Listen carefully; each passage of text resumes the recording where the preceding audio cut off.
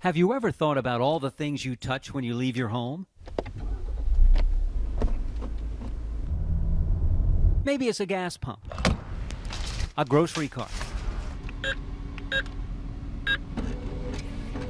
getting cash from an ATM, or perhaps just waiting to cross the street. Wait.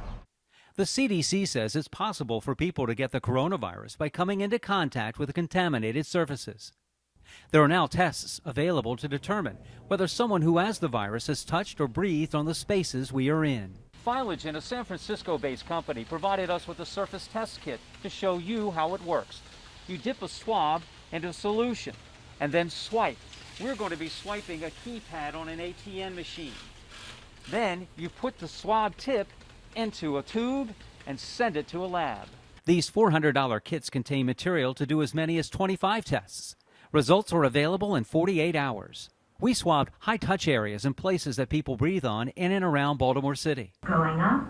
Like elevator buttons and this escalator handrail at a busy mass transit hub, a gas pump, a chair in a pharmacy waiting area.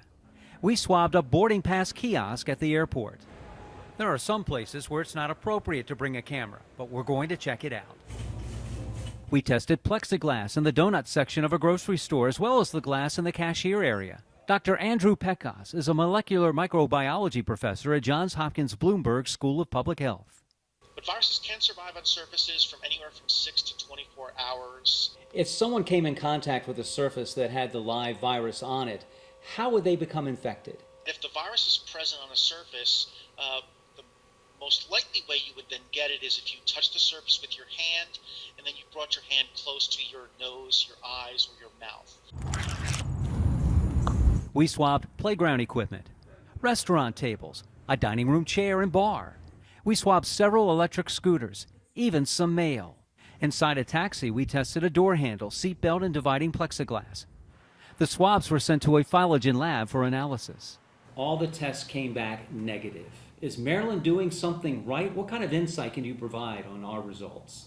They were either very recently cleaned, which is a good thing, or there wasn't somebody nearby who was carrying the virus that shed the virus onto the surfaces that you sampled.